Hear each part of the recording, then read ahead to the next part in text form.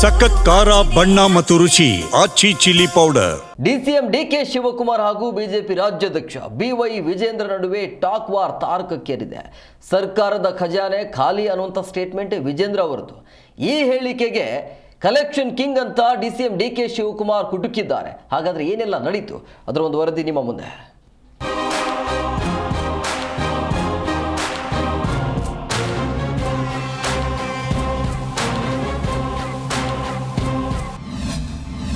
Vijayendra collection king ಎಂದ ಡಿಕೆಶಿ, ನನ್ನತ್ರ ದಬ್ಬಾಳಿಕೆ ಬೇಡ ಎಂದ ಬಿವೈವಿ, ಗೃಹಲಕ್ಷ್ಮಿ ಯೋಜನೆಯಲ್ಲಿ 5,000 ಕೋಟಿ ಗುಳುಮಾಗಿದೆ ಅಂತ ಬಿಜೆಪಿ ನಾಯಕರು ಹಿಗ್ಗಾಮುಗ್ಗಾ ವಾಗ್ದಾಳಿ ನಡೆಸುತ್ತಿದ್ದಾರೆ.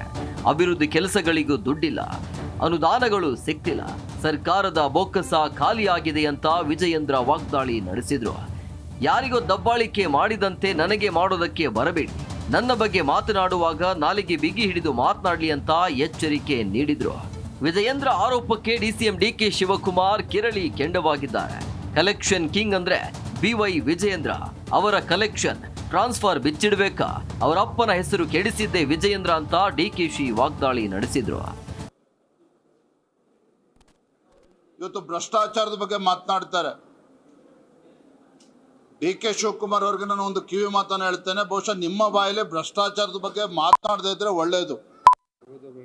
ರಾಜ್ಯದ ರಾಜಕೀಯ ಇತಿಹಾಸದಲ್ಲಿ ಭ್ರಷ್ಟಾಚಾರದ ಪಿತಾಮಹರು ಯಾರು ಅಂತ ಹೇಳಿದ್ರೆ ಡಿ ಕೆ ಶಿವಕುಮಾರ್ ಅವರು. ನಿಮ್ಮ ಕಾಂಗ್ರೆಸ್ ಪಕ್ಷದಲ್ಲಿ ಕೇಳಿದ್ರೆ ಹೇಳ್ತಾರೆ, ಯಾರ ಹೆಸರು ಹೇಳಬೇಕು ಅವ್ರನ್ನ ಹೇಳ್ತಾರೆ.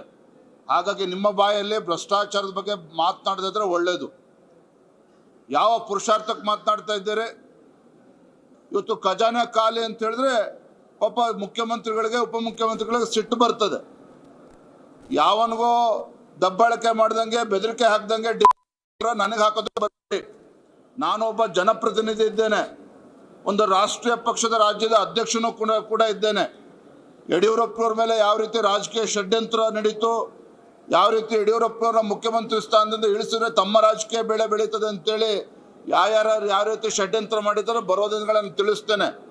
ಆದರೆ ಡಿ ಕೆ ಶಿವಕುಮಾರ್ ಅವರು ಒಂದು ಜವಾಬ್ದಾರಿ ಸ್ಥಾನದಲ್ಲಿ ನಿಂತ್ಕೊಂಡು ವಿರೋಧ ಪಕ್ಷದವರು ಎತ್ತಿರ್ತಕ್ಕಂಥ ಪ್ರಶ್ನೆಗೆ ಉತ್ತರ ಕೊಡ್ತಕ್ಕಂಥ ತಾಕತ್ತಿದ್ರೆ ಬಂದು ಸದನದಲ್ಲಿ ಮಾತನಾಡಲಿ. ಈ ರೀತಿ ದಬ್ಬಾಳಿಕೆ ಬೆದರಿಸಕ್ಕಂಥ ಕೆಲಸ ಮಾಡುವಂಥ ಅವಶ್ಯಕತೆ ಇಲ್ಲ. ಖಜಾನೆ ಯಾವ ಖಜಾನೆ ಖಾಲಿಯಾಗಿದೆ? ಯಾವ ಖಜಾನೆ ಖಾಲಿಯಾಗಿದೆ ಹೇಳಬೇಕು. ಬಾ ಅಸೆಂಬ್ಲಿಲಿ ಮಾತಾಡಕ್ಕೆ ಹೇಳಿ. ಎಲ್ಲ ತಪ್ಪಿಸ್ಕೊಂಡು ಎಲ್ಲ ಹೋಗಿ ಎಲ್ಲ ಇರೋದಲ್ಲ, ಬಂದಿಲ್ಲಿ ಮಾತಾಡಲಿ ಅಸೆಂಬ್ಲಿಲಿ. ಅದು ಯಾವ ಖಜಾನೆ, ಯಾವ ಕಲೆಕ್ಷನ್ನು, ಅವ್ರ ಕಲೆಕ್ಷನ್ನು, ಅವ್ರ ಅಕೌಂಟ್ಗಳು, ಅವ್ರ ಟ್ರಾನ್ಸ್ಫರ್ಗಳೆಲ್ಲ ಬಿಚ್ಚಬೇಕಾ? ಬಂದು ಅಸೆಂಬ್ಲಿಲಿ ಮಾತಾಡಕ್ಕೆ ಹೇಳಿ. ಮಾತಾಡ್ತೀವಿ, ನನಗೂ ಗೊತ್ತಿದೆ ಏನೇನು ಮಾತಾಡಬೇಕು ಅಂತ. ಸ್ವಲ್ಪ ಮಾತಾಡ್ಬೇಕಾದ್ರೆ ಭಾಳ ಇತಿಮಿತಿಯಿಂದ ಪಕ್ಷದ ಅಧ್ಯಕ್ಷರು ಏನು ಮಾಡ್ಕೊಳ್ಳಿ. ಏನು ಖಜಾನೆ, ಯಾರ ಕಲೆಕ್ಷನ್ನು? ಕಲೆಕ್ಷನ್ ಏನಾದ್ರು ಇವತ್ತು ಕಿಂಗ್ ಅಂತಂದರೆ ವಿಜೇಂದ್ರ, ಅವ್ರ ಅಪ್ಪನ ಹೆಸರು ಇವತ್ತೇನಾದ್ರು ಇಳಿಸ್ಬೇಕಾದ್ರೆ ವಿಜೇಂದ್ರ, ಅದನ್ನ ಮರಿಬಾರದು. ಒಟ್ನಲ್ಲಿ ಇಬ್ಬರ ನಡುವಿನ ಮಾತಿನ ಚಕಮಕಿ ಜೋರಾಗಿದೆ, ರಾಜಕೀಯ ಜಟಾಪಟಿಗೂ ಕಾರಣ ಆಗಿದೆ. ಕೇಂದ್ರದಿಂದ ರಾಜ್ಯಕ್ಕೆ ಬರಬೇಕಾದ ಬಾಕಿ ಅನುದಾನ ಕೊಡಿಸಲಿ ಅಂತ ಕೈ ಬಿಜೆಪಿಗೆ ಸವಾಲು ಹಾಕಿದ್ದಾರೆ. Rajyappa Suttur, political bureau, Zee Kannada news, Belagavi.